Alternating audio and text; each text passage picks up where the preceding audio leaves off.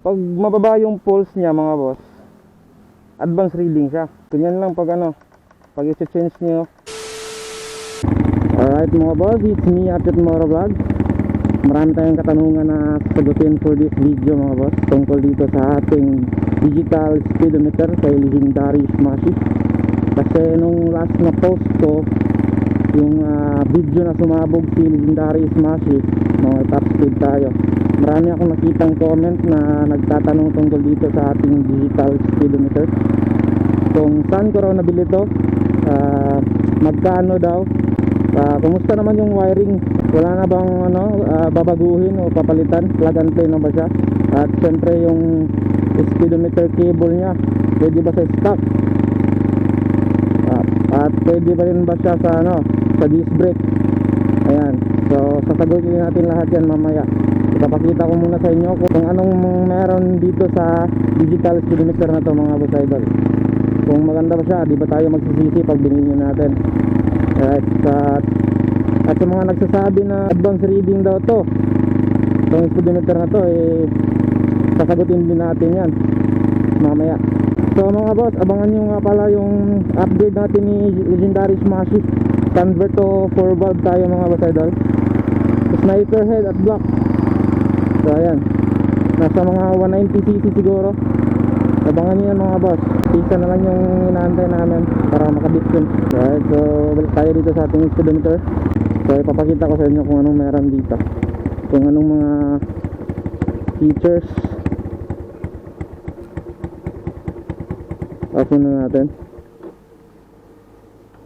So on. Ayan, ganyan kaganda yung display niya mga boss. So ito yung natakbo ng ating motor. Ayan, 16,000 km pa yung natakbo. At ito yung kilometer per hour. Ito yung gear. Ayan, first gear, second gear, third gear, fourth gear, at ito yung neutral. Ayan, so ito yung gasolina. Pag malapit na siyang maubos, magbe-blank siya mga boss idol. So meron din siyang voltmeter. Papakita ko sa inyo.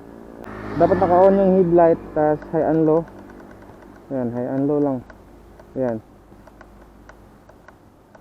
ayan, yan yung voltmeter natin. 12.1 voltmeter natin mga boss.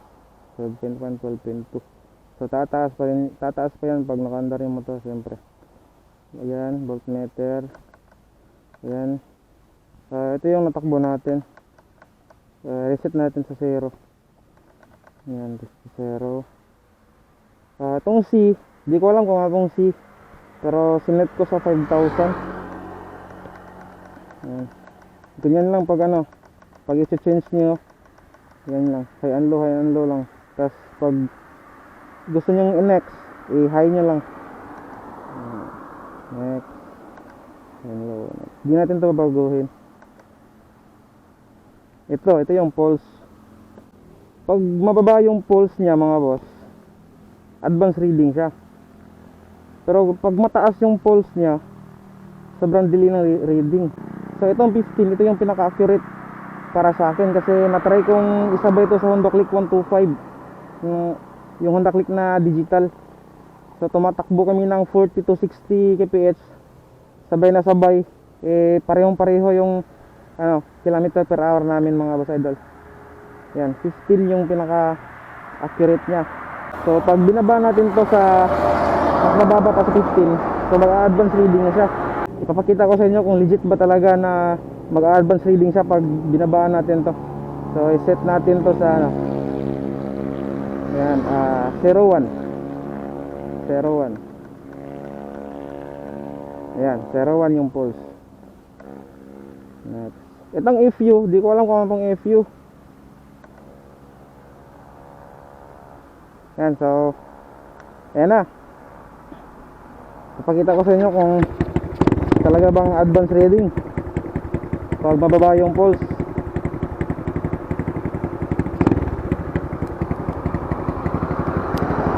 Ano po? Grabe ang lakit. First gear pa lang to mga boss, mag 199 na to. Maniwala kayo sa akin. Oh, ayan oh. Balik ko sa first gear. Oh, ayan. 199 na. Ganyan siya ka ano. Ganyan siya ka advanced reading. Basta yung 15 na pulse niya is yun yung pinaka-accurate. Kasi sinabay ko to sa Honda Click na digital din, Honda Click 125. Yan yung pinaka-accurate. Pero kung gusto niyo namang i-accurate siya sa ano, sa GPS, pwede din naman. I-adjust nyo lang yung pulse niya. So ayan, sobrang advanced reading, di ba? So balik natin. Kung gusto niyo namang delay reading, papataasan niyo lang yung pulse. Off muna natin. Tapos on yung headlight. Ayan, reset na natin. 0, reset.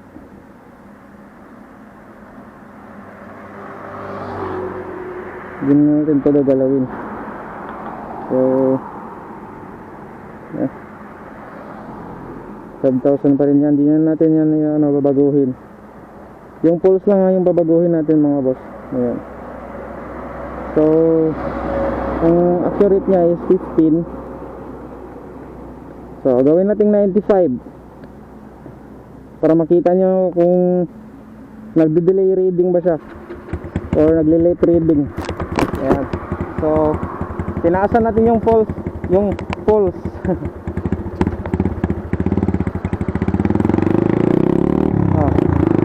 Delay yung reading. Tumatakbo na tayo ng mga 20 to 30 kph. Sobrang delay. Tumatakbo na tayo ng mga 30 kph. So 40. So 8 pa lang dito. Sobrang delay mga boss. Kaya legit na legit. Yung pulse lang yung babaguhin nyo kung gusto nyo ng advanced reading or accurate or delay o late reading. Ayan, so ibabalik natin to sa 15 kasi yun yung pinaka-accurate. Ayan, basic lang yan.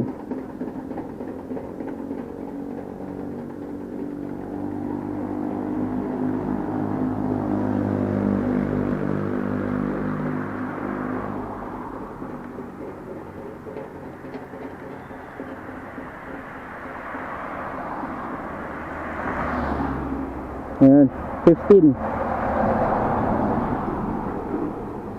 Para sa akin yun eh. Kasi nga nasabay natin ta sa Honda Click na naka-digital. So yan, off muna natin. So ibalik natin yung kilometer dito. Ayan. So yan, nabalik. Okay. Nahay ko pala. So ayan, nabalik na natin. So di muna tayo magta-top speed mga boss kasi binebreak in ko pa to si Legendary Smash sa bagong block niya. Kasi mga ilang days pa lang to tumatakbo si Legendary Smash simula nung sumabog siya. Maraming salamat nga pala kay Boss Ruel the Mechanic na tumulong sa atin kahit wala tayong budget. Tinulungan tayo para tumakbo to si Legendary Smash ulit. So yan, abangan nyo yung pagbabalik ng Smashy sa friendly gauge. Okay, ka-convert namin to sa sniper head at block 4 valve 62 siguro, 62 or 65. Tapos mag-add stroke kami. Wala pa kaming final na plan kung ilang add stroke yung i-add namin mga boss. Saka na siguro pagdating ng pesa. So ayan, abangan nyo yan mga boss idol. Chill ride lang muna tayo kasi bago yung block at piston. Alright, sa mga nagtatanong ng wirings nya kung plug and play ba? Oo, plug and play na siya. Yung stock na speedometer natin is may dalawang socket lang. So pag tinanggal mo to, kung may dalawang socket, Itong digital speedometer is dalawang socket lang din. Bali plug and play lang siya mga boss idol. At sa ano, sa speedometer cable, pwede ba daw sa stock o sa drum brake or disc brake.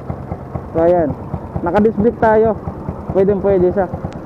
Ayan o, kahit naka drum brake ka or naka disc brake, basta meron kang speedometer cable, plug and play siya mga boss idol. Wala na siyang ibang chichi-burichi, plug and play na siya.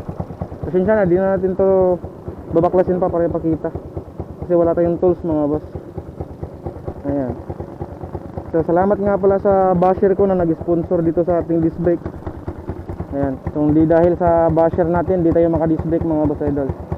Budget meal lang pero goods na goods. Maraming salamat sa iyo basher ha. So ayan. So ito, nabili ko tong digital na speedometer to kay Boss Ruel the Mechanic. Ayan, kung gusto niyo bumili, i-message nyo lang siya. Search nyo lang yung Facebook niya. Yung main account is Ruel Garcia. So yung page niya is Ruel the Mechanic. Ayan, message nyo lang siya mga boss idol. Pasensya na kung di siya masyadong nagre-reply agad kasi sobrang busy ni Boss Ruel eh. Maraming customer, meron pa siyang mga home service.